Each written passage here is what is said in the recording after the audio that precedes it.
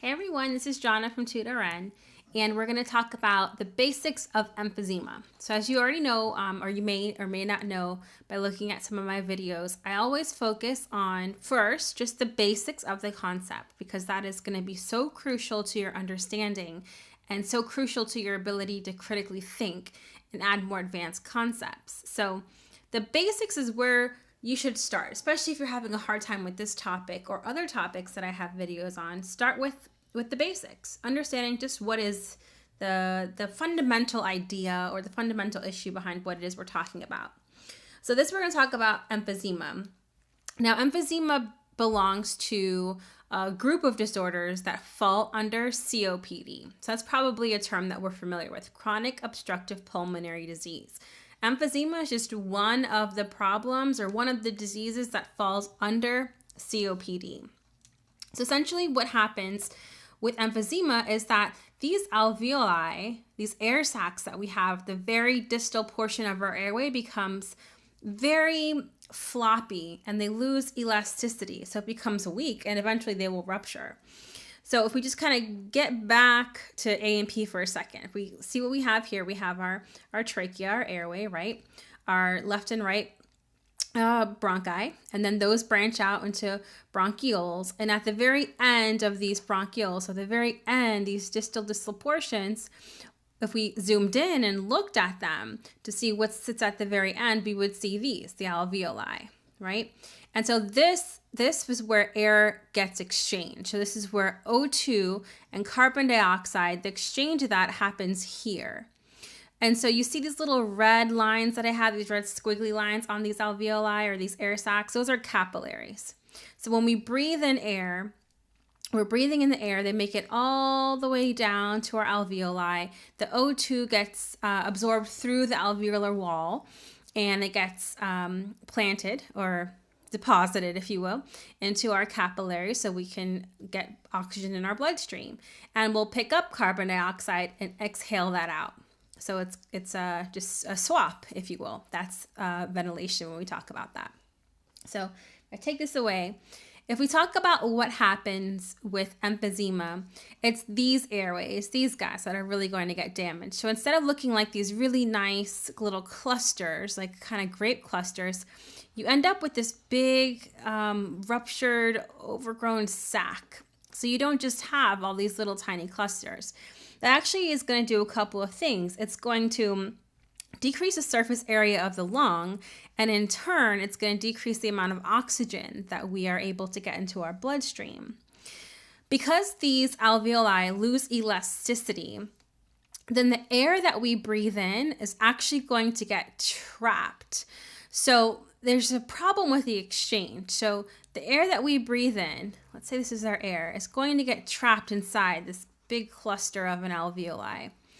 And so that means that if we have air trapped here, then we're going to have a hard time letting it go. So let's draw a better picture of that so we can get a better idea. So I'm just going to erase this. And let's draw what that exchange starts to look like. So if we go ahead and just make this an airway connection, like our distal portion, and then here's our big alveoli, not this beautiful, sacs that we have anymore. And so when we breathe in, right, we breathe in air and we breathe in through our trachea, down through our airway, right, through our bronchus, whether it's left or right, down through our bronchioles, the air is traveling, and this is our distal portion, so the air comes all the way down to the very end here in our alveoli, and this is where we have air. And these capillaries that I have, well, it's going to go through my alveolar wall and it's going to drop off oxygen to the capillaries that surround it. And then we're going to pick up carbon dioxide. So I'll just make that this color, like a green color. So we're going to pick up carbon dioxide, and the job is that we're going to need to breathe that out, to exhale it. So we inhale the good, exhale the bad. Well, there's a problem with emphysema is that that's going to become trapped. So we should be exhaling out the CO2 in the air here, should be exhaling out, but it gets trapped because the elasticity is gone. So that means that the air that we're breathing in can't make it. And so then we're going to have a decreased amount of oxygen because we've got trapped air and we have a lack of new, fresh, clean, oxygen-rich air coming in. And that creates a problem with this person's oxygen saturation. And this can create a problem with acidosis. So one of the biggest causes of this damage to our alveoli is smoking, specifically tobacco smoke. In some individuals, it's not as common. There can be a gene deficiency with the alpha-1 antitrypsin, and that can cause emphysema as well. So what do we do to treat this? We can't cure it, right? We can do treatment modalities and different types of therapies to slow the progression of it, but there's nothing that we can do to stop it, which is why educating our patients on the dangers of smoking and to stop smoking and to give them the support and resources they need to make that decision is super, super critical. But we can give bronchodilators. It's really a better treatment for patients that have bronchitis with emphysema because bronchodilators alone really are not going to help the alveoli issue. Which, by the way, not only now do we have this issue of this, weak, ruptured alveoli, but also it can collapse and weaken our airways here. So if that happens, then we're really at risk for things like constriction and decreased airway movement. So another thing we can do is we can give corticosteroids to help to open up the airways. Specifically here, we think about our bronchioles to open them up if they become constricted, because that's going to help with air movement as much as possible. And one of the techniques that we can teach our patients with emphysema, and this works if they've got emphysema with or without bronchitis, is pursed lip breathing. And you may have heard of that. So what happens with pursed lip breathing is that we'll tell our patients to breathe in normally through their nose, a count of 2. So breathe in through your nose, 1, 2, and then out through pursed lips, just like you're blowing on a pinwheel or blowing bubbles. For the count of 4. So in through 2 through your nose, out for 4 through pursed lips. What does that do? It kind of increases the pressure in the lungs, so in the airway specifically. So if I erase this, what happens is by increasing the pressure here in our airways, let's just tack on some more. If we can increase the pressure here, then it helps to keep this airway open longer, right? So that we have a better chance of getting rid of this trapped air. Now, we may not be able to get rid of all of it, but it helps that we're able to move at least some of that trapped air out so we can get the oxygen-rich air in. Now, another thing as far as oxygen is concerned, oxygen therapy is something that we do for our patients that have COPD. O2 therapy is actually a big part of what we're going to do for this patient, COPD and emphysema. However, we do have to be really careful about the amount of O2 that we give somebody that has emphysema. And we have to think about, well, what's the reason for that?